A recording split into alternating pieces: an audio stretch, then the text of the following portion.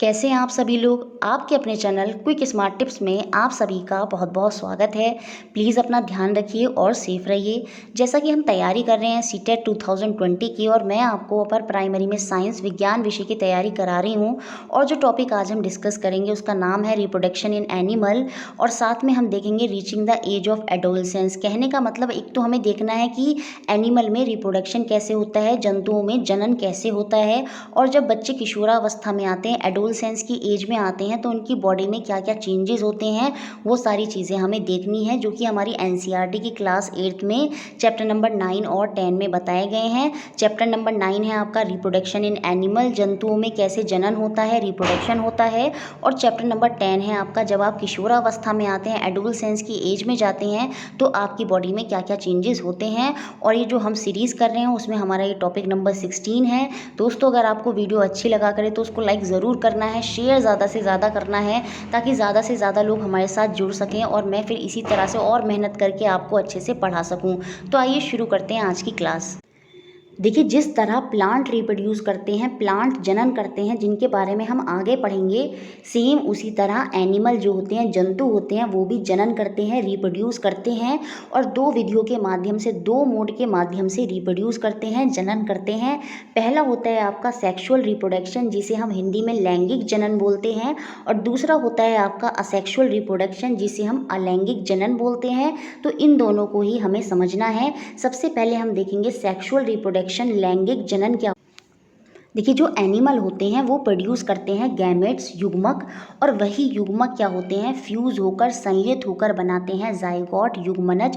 हम जंतु वर्ग में, एनिमल वर्ग में ह्यूमन को भी काउंट करते हैं, ह्यूमन भी जो है वो जंतु वर्ग में ही आते हैं। तो सेम ऐसा ही होता है, मेल और फीमेल गैमेट होते हैं, और वो गैमेट जो होते हैं संयुक्त होते हैं, फ्यूज होते हैं और बनाते हैं क्या, जाइगोट, युग्मनज। और यही जो युग्मनज होते हैं विकसित होकर एक नया जीव बना देते हैं, न्यू इंडिविजुअल डेवलप कर देते हैं, जाइगोट। और इस टाइप का रिप्रोडक्शन, जहाँ पर फ्यूजन ऑफ मेल और फीमेल गैमेट होता है, जहाँ पर नर और मादा के युग्मक का संलयन होता है, वही आपका लैंगिक जनन कहलाता है, सेक्सुअल रिप्रोडक्शन कहलाता है। Fusion of male and female gamete, मादा और नर के युग्मक का संलयन होता है, तो वो आपका लैंगिक जनन कहलाता है, सेक्सुअल रिप्रोडक्शन कहलाता है। देखिए, सेक्सुअल रिप्रोडक्शन को हम समझेंगे ह्यूमन के रिप्रोडक्शन से।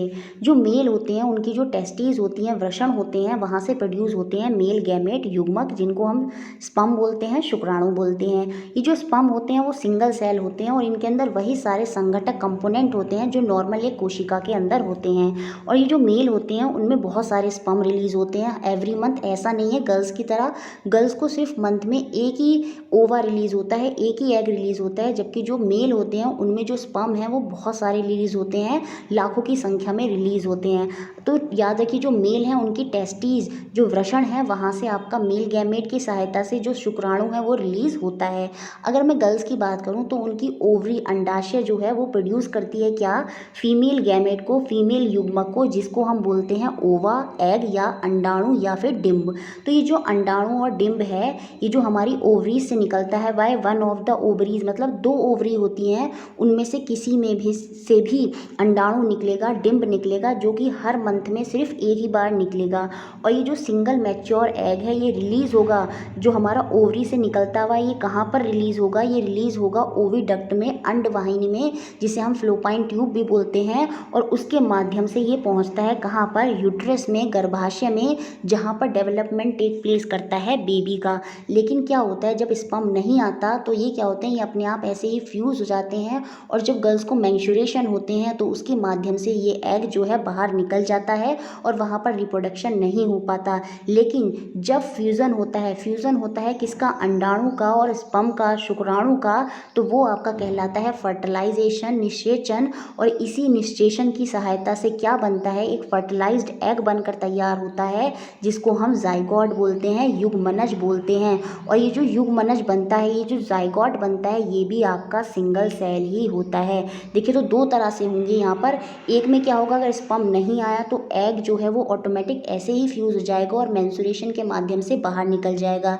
लेकिन अगर स्पर्म जो है वो आपका फीमेल के अंदर आया है तो उस केस में क्या होगा, फर्टिलाइजेशन होता है, फ्यूजन होता है एग का, अंडाणु का और स्पर्म का, शुक्राणु का, वही आपका फर्टिलाइजेशन कहलाता है, निषेचन कहलाता है। और इसी निषेचन से क्या बनता है आपका, इसी फर्टिलाइजेशन से फॉर्मेशन होती है किसकी, फर्टिलाइज्ड एग की, जो होता है आपका जाइगोट युग्मनज।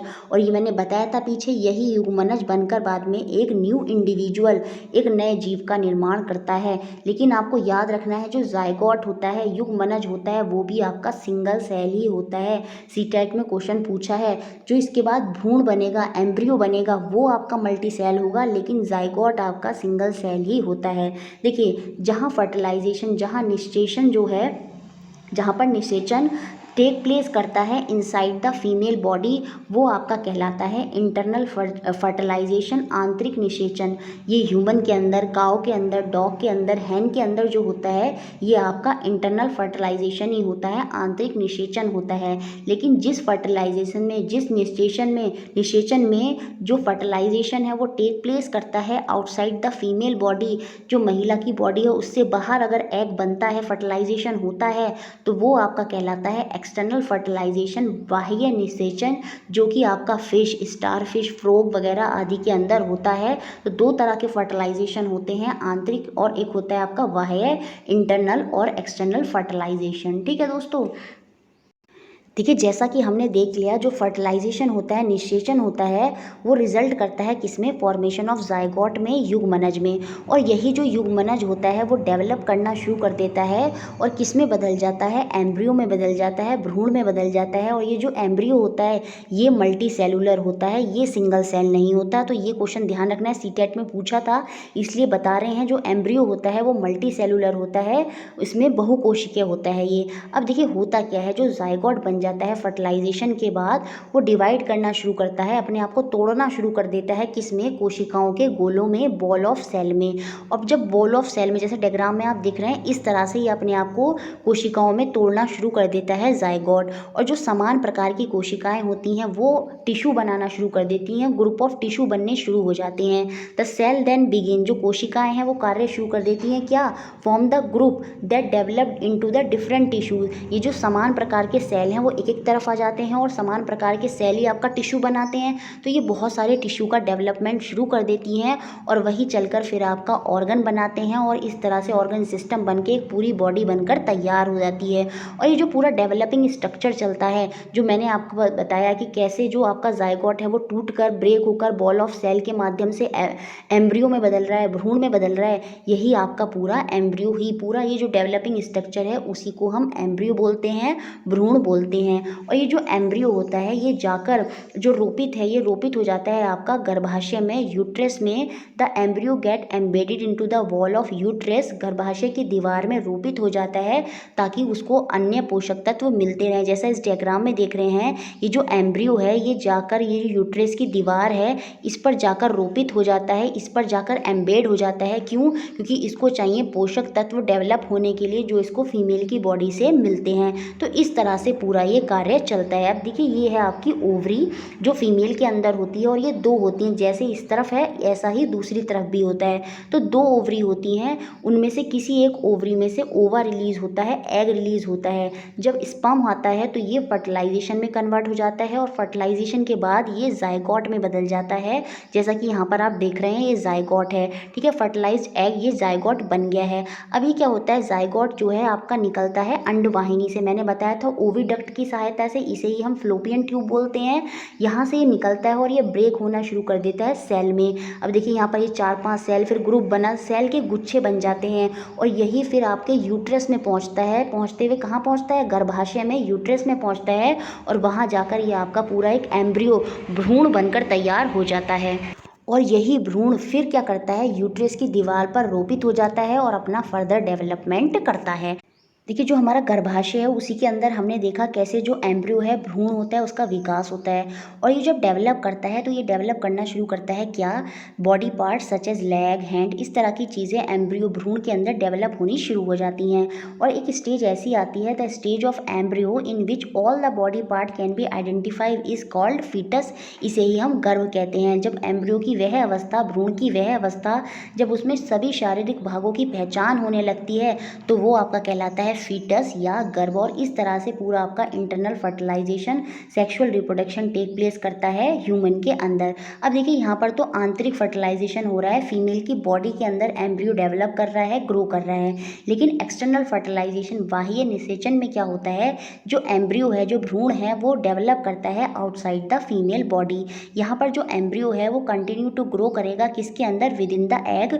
जो एग रिलीज किया है किसने, फीमेल ने, और उस पर जब आकर क्या होता है, स्पर्म बैठ जाता है और उसी से पूरा एक फर्टिलाइजेशन जायगोट बन जाता है। और वहाँ पर जो एम्ब्रियो का डेवलपमेंट होता है बाहर एग में, तो वो उस एग के अंदर ही पूरा एम्ब्रियो जो है वो डेवलप करता है, ग्रो करता है उस एग की कवरिंग के अंदर। और जब एम्ब्रियो पूरा विकसित हो जाता है तो वो एग को हैच कर देता है और वहाँ से फिर जो बच्चे होते हैं, बेबी बच्चे जो होते हैं, वो बाहर निकल कर आ जाते हैं। ठीक है, तो ये होता है आपका एक्सटर्नल फर्टिलाइजेशन। यहाँ पर जो फर्टिलाइजेशन होता है वो बॉडी के अंदर नहीं होता, बॉडी के बाहर होता है। लेकिन यहाँ पर मेल और फीमेल गैमेट दोनों होते हैं, लेकिन जो फर्टिलाइजेशन है, जो जायगोट बन के एम्ब्रियो बन रहा है, भ्रूण का डेवलपमेंट हो रहा है, वो बॉडी के अंदर नहीं होता फीमेल की बॉडी के बाहर होता है। ठीक है, फ्रॉग जो मेंढक होता है उनमें भी ऐसा ही होता है। पानी के अंदर क्या होता है, जो फीमेल फ्रॉग होती हैं वो अंडों को रिलीज करती हैं, और जो मेल फ्रॉग होते हैं जब पानी के अंदर आते हैं तो वो स्पर्म को रिलीज करते हैं। और ये स्पर्म के अंदर टेल होती है और वो बहते हुए क्या होता है, इन एग के ऊपर आ जाते हैं और यहाँ पर फर्टिलाइजेशन होता है, जायगोट बनता है और इन्हीं अंडों में क्या होता है, एम्ब्रियो का विकास होना शुरू हो जाता है। कुछ अंडे तो अपने ऊपर एक कवरिंग कर लेते हैं ताकि अच्छे से एम्ब्रियो का विकास हो सके और कोई उसको तोड़ ना सके। लेकिन फ्रॉग में क्या होता है, एम्ब्रियो को प्रोटेक्ट करने के लिए ये अपने ऊपर शेल कवरिंग नहीं करता, ये क्या करता है, जेली लाइक सब्सटेंस अपने आसपास बना देता है जहाँ पर एम्ब्रियो का सही से विकास हो जाता है। और जब ये पूर्ण रूप से विकसित हो जाता है तो वो एग को हैच कर देता है और आपका जो बेबी जो भी है वो बाहर निकल कर आ जाता है और इस तरह से एक्सटर्नल फर्टिलाइजेशन होता है।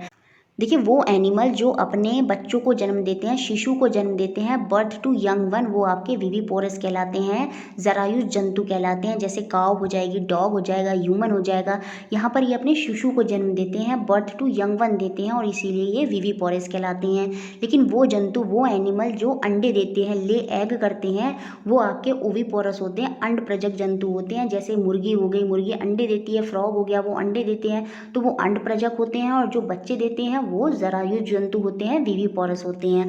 अब देखिए, कुछ जो एनिमल होते हैं जो उनके यंग होते हैं, यंगवन जो होते हैं, वो जो उनके जो शिशु होते हैं, look very different from the adult, उनके वयस्कों से बहुत अलग लगते हैं। और यही जो ट्रांसफॉर्मेशन होता है लार्वा इनटू एडल्ट, वयस्क में, थ्रू ड्रास्टिक चेंज, क्योंकि उनके जो बच्चे हैं वो अपने एडल्ट से काफ़ी अलग लगते हैं। और ये जो पूरा ट्रांसफॉर्मेशन होता है लार्वा से वयस्क तक का, इसमें बहुत सारे ड्रास्टिक चेंज होते हैं, उग्र परिवर्तन होते हैं, यही आपके मेटामॉर्फोसिस कहलाते हैं, कयांतरण कहलाते हैं। अब देखिए, जो डायग्राम में आप देख रहे हैं यहाँ पर ये एग है और ये जो इनका एडल्ट है ये इससे बहुत डिफरेंट है। यहाँ पर जो यंग वन होते हैं वो अपने एडल्ट से डिफरेंट होते हैं और ये इसलिए होते हैं क्योंकि ये ड्रास्टिक चेंज देखते हैं अपने बीच में पूरे प्रोसेस में, और ये थोड़े डिफरेंट होते हैं। और यही ड्रास्टिक चेंज आपका मेटामॉर्फोसिस कहलाता है, कयांतरण कहलाता है। अब देखिए, जो ये पत्ती है उस पर एग है और उसी से सिल्क वॉर्म हुआ।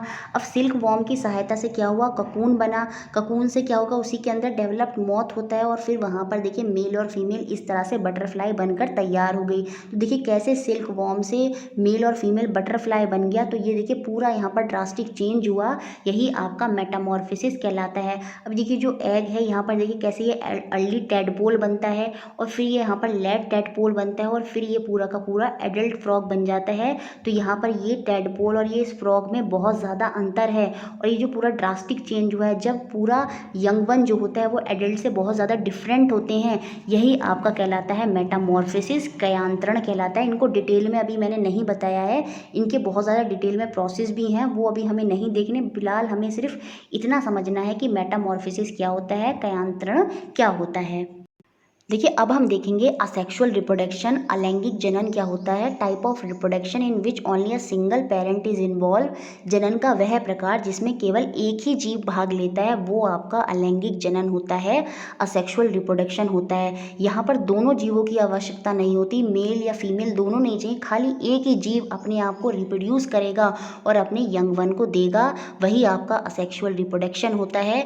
दो तरह के असेक्सुअल रिप्रोडक्शन को यहाँ समझाया गया है। एक होता है आपका मुकुलन जिसे हम बडिंग बोलते हैं, और एक होता है आपका द्विखंडन जिसे हम फिजन बोलते हैं। एक हाइड्रा में होता है और एक अमीबा में होता है। तो आइए डायग्राम से समझते हैं। देखिए ये हाइड्रा है, हाइड्रा में क्या होता है, ये बल्जेस होते हैं, और ये बल्जेस क्या होते हैं, आगे चल के पूरे बड में पूरी एक अलग बड निकल जाती है और यहाँ से एक दूसरे हाइड्रा का निर्माण हो जाता है। तो यही प्रोसेस आपका कहलाता है बडिंग, इसे हम मुकुल मुकुल कहते हैं। और ये दूसरा जब मुकुल निकल जाता है तो यही प्रोसेस आपकी मुकुलन कहलाती है, और ये होता है आपका मुकुलन जिसे हम बडिंग बोलते हैं। ठीक है। और देखिए जो अमीबा होता है वो क्या करता है, अपने जो न्यूक्लियस होता है, इसका जो केंद्रक होता है, उसको दो हिस्सों में बांट देता है और फिर इस तरह से अलग हो जाता है।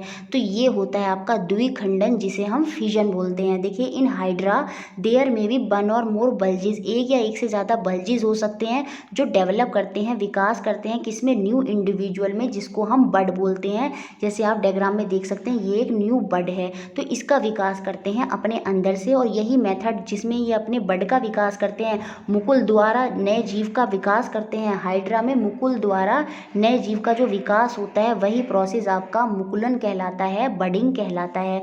अमीबा की बात करूं तो वो रिप्रोड्यूस करते हैं कैसे, अपने न्यूक्लियस का डिवीजन कर देते हैं इनटू टू न्यूक्लियाई, और यह आपका कहलाता है फिजन। जब अमीबा स्वयं को दो भागों में विभाजित होकर एक अलग से दूसरे अमीबा का निर्माण कर देता है तो वही होता है आपका द्विखंडन, और ये आपका फिजन कहलाता है। तो एसेक्सुअल रिप्रोडक्शन को दो तरीके से बताया गया है, एक आपका बडिंग और एक आपका फिजन। ठीक है।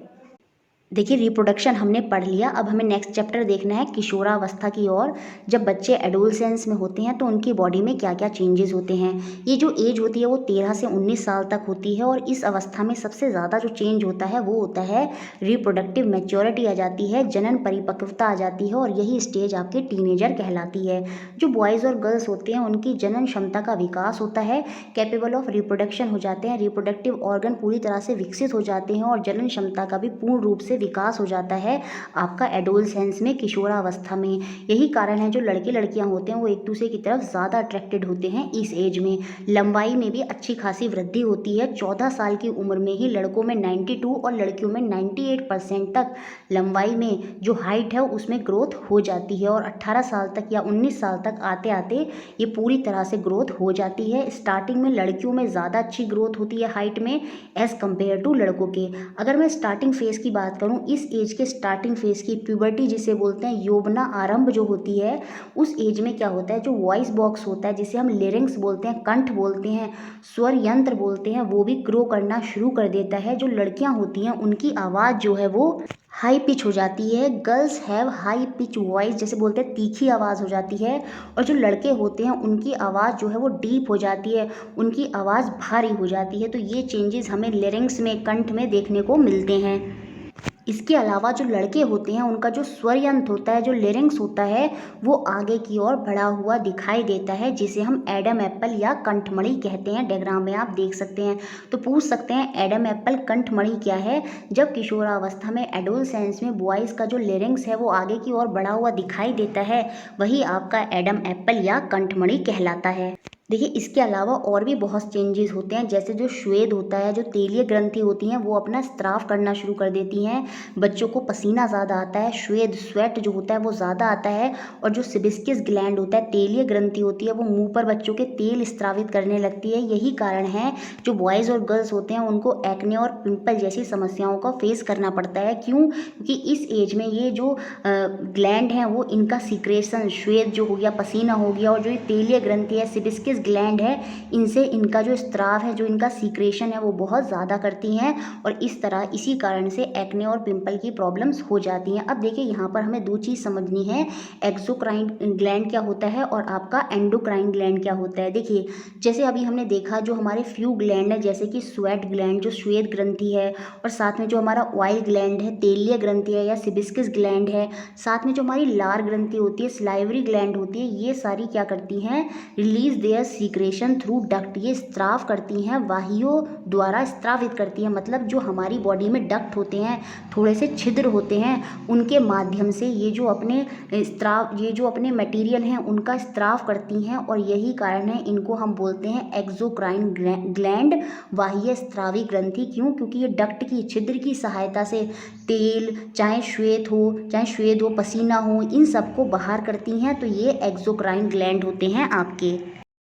देखिए जबकि जो हमारे एंडोक्राइन ग्लैंड होते हैं, आंतस्त्रावी ग्रंथियां होती हैं, वो डक्ट की सहायता से बाहर की तरफ सीक्रेशन नहीं करती, वो क्या करती हैं, हार्मोन को सीधे हमारे रुधिर, हमारे ब्लड स्ट्रीम में निमोचित करती हैं, released hormone directly into the blood stream. इसीलिए इनको नलिका विहीन डक्टलेस ग्लैंड भी कहते हैं। क्यों? क्योंकि ये जो सीक्रेशन करती हैं, स्त्रावन करती हैं, ये बॉडी के बाहर नहीं करती, ये क्या करती हैं, जो हार्मोन्स होते हैं उनको डायरेक्ट हमारे ब्लड स्ट्रीम के अंदर रिलीज करती हैं, इसलिए हम इन्हें एंडोक्राइन ग्लैंड कहते हैं। जैसे थायराइड ग्लैंड होगा हमारा, पिट्यूटरी ग्लैंड होगा जिसे हम पीयूष ग्रंथि बोलते हैं, और बहुत सी ग्रंथियां होती हैं जो हमारी आंतस्त्रावी ग्रंथि हैं, एंडोक्राइन है। जबकि अगर मैं स्वेट की बात करूं, श्वेत ग्रंथि, स्लाइवरी ग्रंथि और जो हमारी सिबिस्कस ग्लैंड होता है, ये सब हमारे एक्सोक्राइन होते हैं, बाह्य स्त्रावी होते हैं। अब हम बात करेंगे सेकेंडरी सेक्सुअल कैरेक्टर, गौण लैंगिक लक्षण। देखिए जो टेस्टिस, वृषण होता है, ओवरीज, अंडाशय, ये क्या होते हैं, रिप्रोडक्टिव ऑर्गन होते हैं, इनके बारे में हमने अभी पढ़ लिया था पीछे। तो ये हमारे प्राइमरी चेंजेस होते हैं, प्राइमरी सेक्सुअल कैरेक्टर होते हैं। इसके अलावा जो सेकेंडरी सेक्सुअल कैरेक्टर होते हैं वो भी इस एज में बहुत सारे चेंजेस उनमें देखने को मिलते हैं। देखिए अगर मैं प्राइमरी कैरेक्टर की बात करूं तो जो होते हैं मेल और फीमेल, वो गैमेट प्रोड्यूस करते हैं, युग्मक प्रोड्यूस करते हैं, जैसे कि स्पर्म और ओवा, शुक्राणु, और ये फर्टिलाइज होते हैं। तो ये हमारे सब प्राइमरी सेक्सुअल कैरेक्टर हैं। जबकि अगर मैं गौण सेकेंडरी सेक्सुअल कैरेक्टर की बात करूं तो जो गर्ल्स के ब्रेस्ट होते हैं वो बिगेन करना शुरू कर देते हैं, वो डेवलप होना शुरू कर देते हैं, और साथ में जो बॉयज़ होते हैं उनके जो हेयर हैं, हेयर फेशियल हेयर जो है वो ग्रो होना शुरू हो जाते हैं।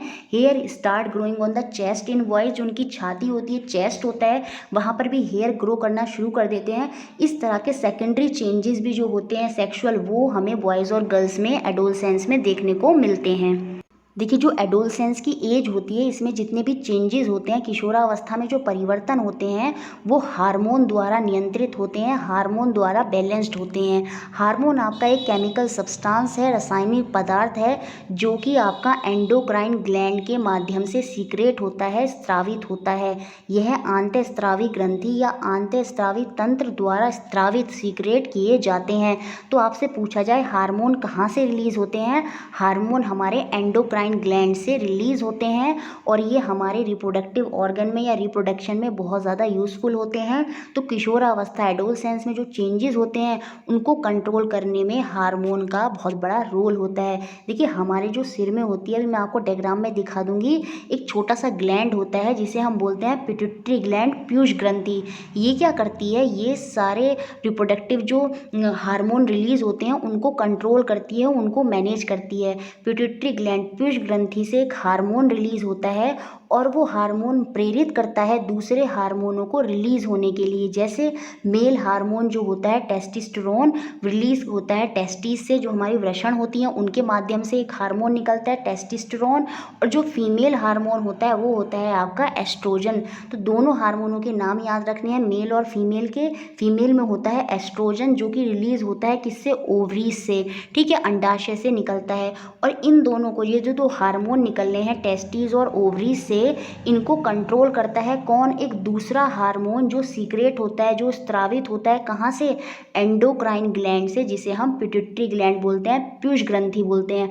मतलब पीयूष ग्रंथि ऑर्डर देती है इन टेस्टिस और ओवरीज को कि आप हार्मोन को सीक्रेट करो। कौन से हार्मोन? टेस्टोस्टेरोन और एस्ट्रोजन, तब ये हार्मोन रिलीज होते हैं। तो यहाँ पर पिट्यूटरी ग्रंथि का बहुत बड़ा रोल होता है, पीयूष ग्रंथि का, जो कि हमारी एक एंडोक्राइन ग्लैंड है।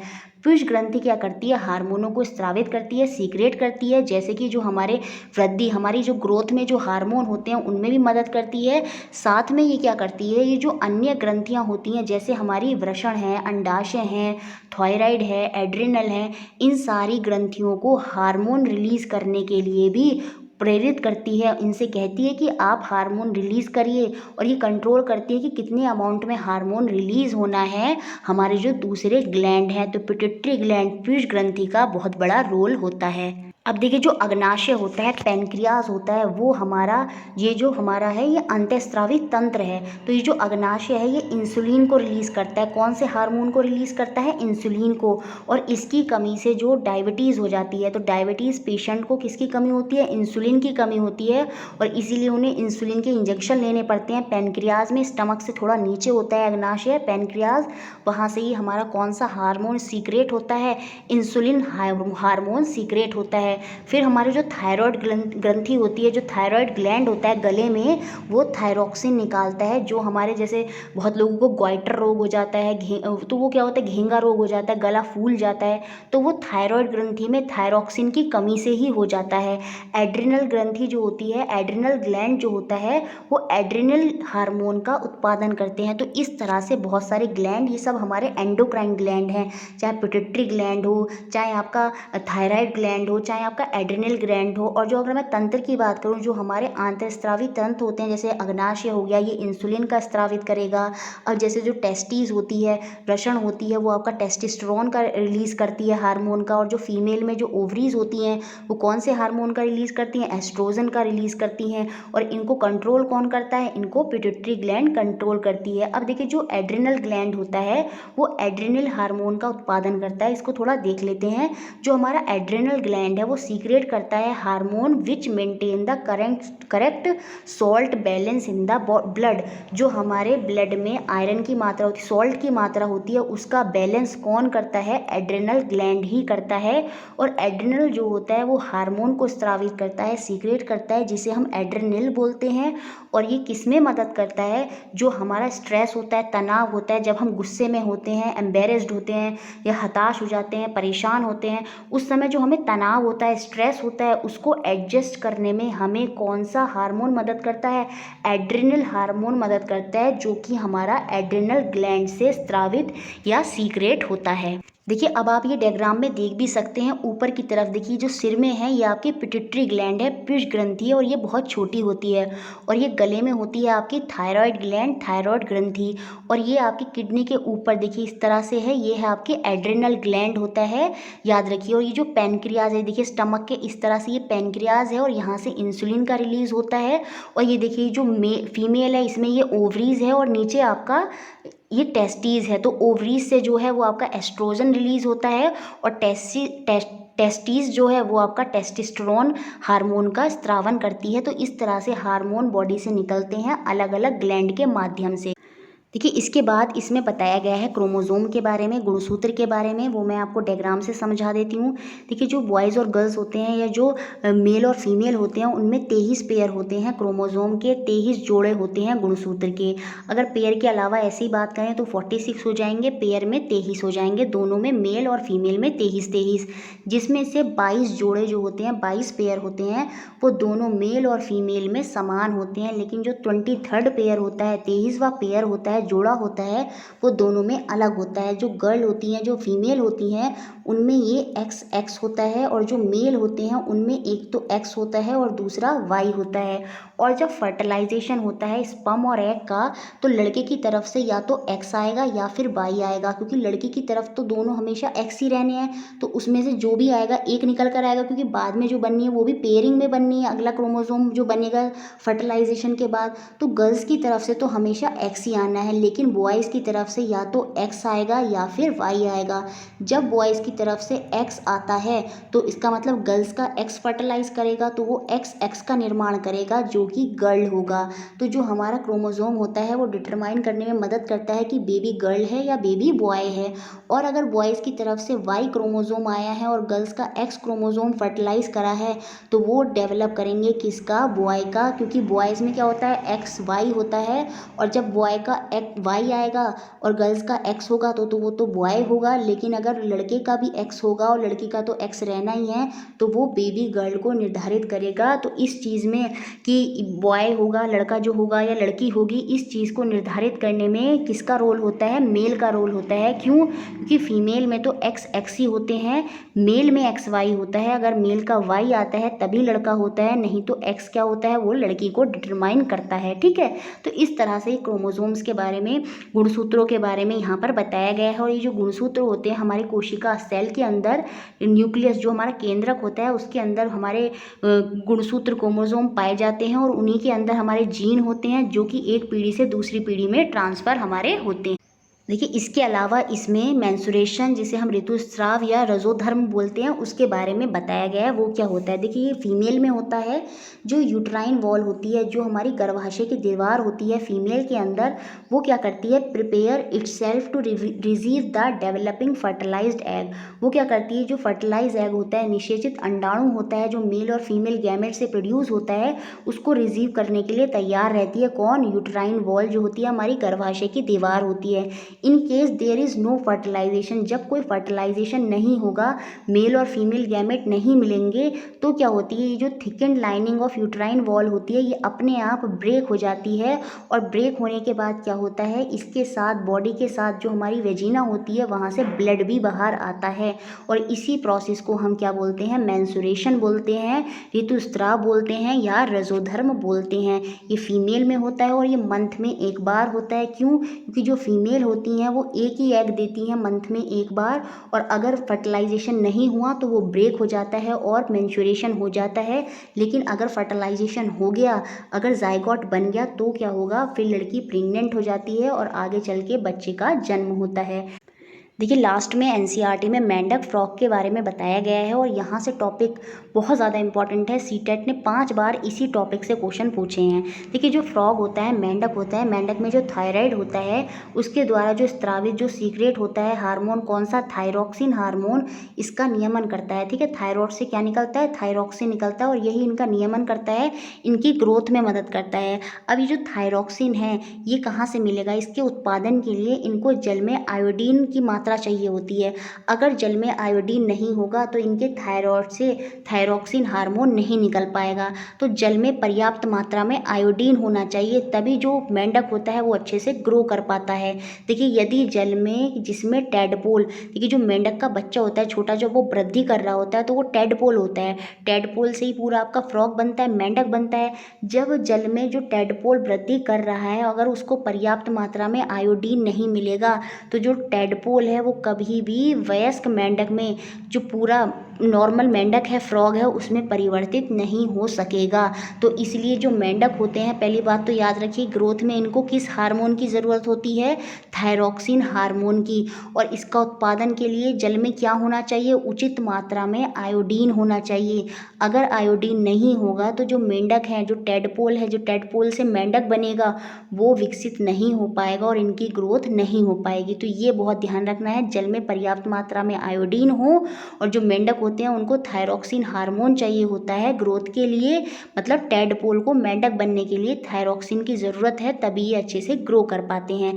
तो यही सब बताया गया है हमारा एनसीईआरटी में। आई होप आपको ये सब अच्छे से क्लियर हो गया होगा। Thank you for watching.